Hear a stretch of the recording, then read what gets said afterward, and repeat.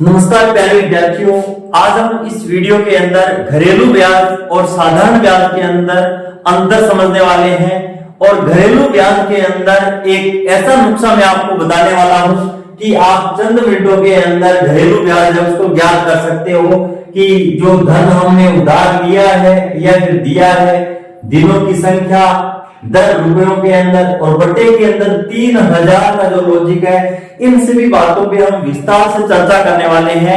आप वीडियो के अंदर अंत तक बने रहिए। और आज अपन घरेलू ब्याज किस प्रकार से ज्ञात करते हैं। आमतौर पे साधारण ब्याज का जो फॉर्मूला होता है आप भली बात जानते हो। साधारण ब्याज बराबर मूलधन इंटू दर इंटू समय और बट्टे के अंदर क्या होता है, 100 होता है। और घरेलू ब्याज से और साधारण ब्याज से हम कोई भी ब्याज निकालेंगे तो उसके अंदर क्या कोई अंतर आने वाला है, इस बात को भी हम इस वीडियो के अंदर प्रूव करेंगे। तो देखिए फ्रेंड्स, आपको पता है कि हम जो बेसिक है वो नहीं सीख पाते हैं और जो बुकों के अंदर रटी रटाई बातें होती हैं उन पे हम पूरा फोकस करते हैं। साधारण ब्याज आपने आज तक मूलधन गुणा दर गुणा समय बटा 100 ही पढ़ा है।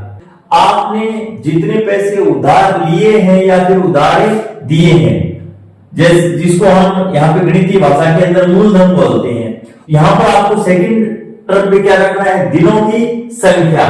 और दर है वो रुपयों के अंदर लेनी है, न कि प्रतिशत के अंदर ध्यान देना। यहाँ पे जैसे हमारे पास यहाँ पे सामान्य अमूमन तौर पे 2 रुपए प्रति सैकड़ा या फिर 1.5 रुपए या फिर 2.5 रुपए या फिर 1 रुपए प्रति सैकड़ा चलता है। और बट्टे के अंदर सदैव क्या लगाना है, हमें 3000 लगाना है। और 3000 भी हम क्यों लगाते हैं, इस बात पे भी हम चर्चा करने वाले हैं। तो देखिए फ्रेंड्स, एक इसके लिए मैं सामान्य तौर पे घरेलू ब्याज का पहले एग्जाम्पल लेता हूं। जैसे हमने किसी को 30,000 रुपए उधार दिए हैं या फिर लिए हैं, ये तो आपका मूलधन हो गया। उसके बाद में दिनों की संख्या, मान लीजिए हमने एक माह या फिर 30 दिन लिए, तो यहां पे हमें अगर आपके पेरेंट्स या कोई ट्यूशन अगर दिया गया है उसके अंदर एक माह लिखा है, तो पहले माह को हम दिनों के अंदर कन्वर्ट करेंगे तो एक माह के अंदर 29 दिन होते हैं, तो यहाँ पे हम 30 लिख देंगे। तो मैंने सूत्र के अंदर ट्रिक के अंदर भी दिनों की संख्या के लिए बोला है, तो यहाँ पे दिनों की संख्या कितनी हो गई, 30। अब उसके बाद में यहाँ पर जो दर है वो रुपयों के अंदर हमें लेनी है, जैसे 2 रुपए या 1 रुपए या फिर 1.5 रुपए या 50 पैसे जो भी है। तो यहाँ पर हमने 2 रुपए प्रति सैकड़ा के हिसाब से यहाँ पे ब्याज हमें निकालना है। और बट्टे के अंदर 3000 सदैव लिखना ही लिखना है। अब इसको हम जब सरलीकरण करते हैं तो यहाँ पर हमारा जो ब्याज है वो 600 रुपए निकल कर आया है। कितना है, 600 रुपए। और अगर हम इसको साधारण ब्याज की सहायता से निकालते हैं तो कितने रुपए ब्याज आता है, ये हम प्रूव करेंगे। तो यहाँ पर देखिए स्टूडेंट्स, आपका जो मूलधन है वो कितना रुपए है, 30,000 रुपए। कितना है, 30,000। और यहाँ पे दर है वो साथियों 2 रुपए प्रति सैकड़ा का अर्थ ये हुआ कि 24% होगी वो दर। कितनी होगी, 24%। यहाँ पे एक स्लेब मैंने लिखी है और इस स्लेब को भी हम प्रूफ करेंगे कि 24% बराबर 2 रुपए होंगे, 12% बराबर 1 रुपए और 6% बराबर 50 पैसे और 3% बराबर 25 पैसे। इस स्लेब को भी हम इस वीडियो के अंदर प्रूफ करने वाले हैं। अब देखिए फ्रेंड्स, यहाँ पे 24 लिखा है मैंने, 2 रुपए प्रति सैकड़ा, और उसका अर्थ है यहाँ पे 24% होगा। 24 क्या होगा, प्रतिशत। और समय देखिए स्टूडेंट्स, यहाँ पे हमें 30 दिन दिए हुए हैं और दिन को हम पहले यहाँ पे महीनों के अंदर कन्वर्ट करेंगे और महीने को फिर हम वर्ष के अंदर कन्वर्ट करेंगे। और एक जो कन्वर्ट करने की जो एक शॉर्ट यहाँ पे विधि है वो ये है साथियों। देखिए स्टूडेंट्स, यहाँ पे एक मैंने छोटा वृत्त लिया है और एक बड़ा वृत्त लिया है। छोटे वृत्त के अंदर मैंने गुणा का चिन्ह लिखा है और बड़े के अंदर भाग का चिन्ह लिखा है मैंने। तो छोटी राशि को जब हम बड़ी के अंदर कन्वर्ट करते हैं, छोटी राशि को बड़ी के अंदर अगर हम कन्वर्ट करते हैं तो सदैव भाग लगता है। क्या लगता है, भाग लगेगा। और बड़ी राशि को जब हम छोटी के अंदर कन्वर्ट करेंगे तो हमेशा मल्टीप्लाई होता है। और यहाँ पर आप देख सकते हो कि सबसे पहले हम यहाँ पे देखिए दिनों की जो संख्या है वो 30 है, तो यहाँ पर दिनों की जो संख्या है उसको हम पहले महीने के अंदर कन्वर्ट करेंगे, तो यहाँ पे हम 30 का भाग लगा देंगे, और फिर महीने को हम वर्ष के अंदर कन्वर्ट करते हैं, तो यहाँ पे एक वर्ष के अंदर 12 महीने होते हैं, तो यहाँ पे 12 का हम भाग लगा देंगे, और इसको जब यहाँ पे सरलीकरण करेंगे, और बट्टे के अंदर 100 आपका सूत्र वाला चल रहा है, इसको सरलीकरण जब भी हम करते हैं तो आपका यहाँ पे साधारण जो ब्याज है वो 600 रुपए ही निकल कर आया है।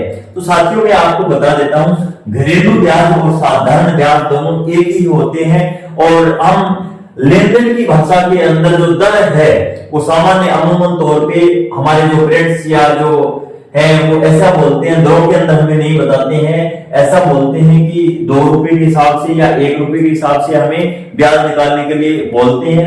तो यहाँ पर आपको विशेष रूप से इस ट्रिक का उपयोग करके इस घरेलू ब्याज को आप निकाल सकते हो।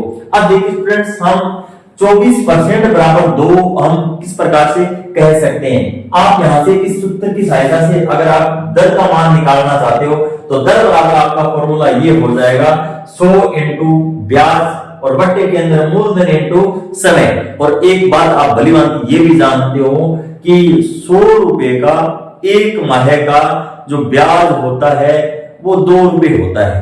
कितना होता है?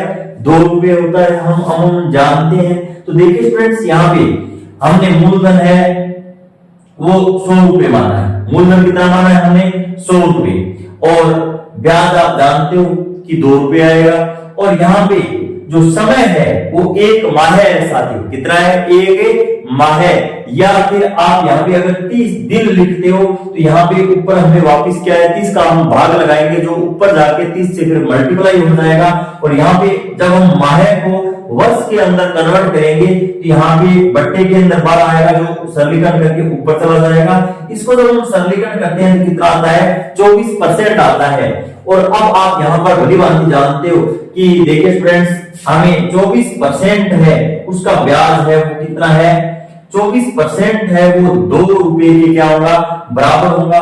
तो यहाँ पर आप देख सकते हो कि दर अगर हम 24% यहाँ पे ले रहे हैं तो यहाँ पे आप देख सकते हो कि जो ब्याज है हमारा 2 रुपए प्रति सैकड़ा के हिसाब से चलेगा। और यहाँ पर अगर आप देखिए 1 लिखते हो तो यहाँ पर आप देख सकते हो कि दर है वो कितनी होगी? 12%। यहाँ पर अगर आप 6% लिखते हो, उसका 6% लिखते हो, तो इसका अर्थ ये हुआ कि 50 पैसे। कितने पैसे हो गए? 50 पैसे। तो इस प्रकार ये आप प्रूफ भी देख सकते हो, लेकिन आपको अंतिम परिणाम में इस सूत्र को अगर आप याद रखते हो, और हम अगर घरेलू ब्याज याद करते हैं तो आपको पता है कि जितने पैसे हमने उधार लिए हैं या फिर दिए हैं उनको लिखना है, और उसके बाद में दिनों की संख्या। अगर 1 वर्ष है तो अमूमन हम 1 वर्ष के अंदर 365 दिन लेते हैं। अगर लीप वर्ष है तो उसके अंदर हम दिनों की संख्या 366 कर देंगे, और यहाँ पर हम 40 दिन हो, 50 दिन हो, 60 दिन हो, कितने भी दिन है उन दिनों को यहाँ पर हम लिख देंगे। और दर आप भली भांति जानते हो, अमूमन यहाँ पर 1 रुपए, 1.5 रुपए, 1.25 रुपए, इस प्रकार हमारे यहाँ पे चलता है। और बट्टे के अंदर से जो क्या लिखना है आपको? 3000 लिखना है, और यहाँ पे कैलकुलेट कर लेना, और जो मान निकलेगा वही आपका घरेलू या साधारण ब्याज होने वाला है। तो मैं आशा और उम्मीद करता हूं कि जो घरेलू ब्याज है वो आसानी से आप किस प्रकार से निकाल सकते हो। इन्हीं शब्दों के साथ जय हिंद, जय भारत।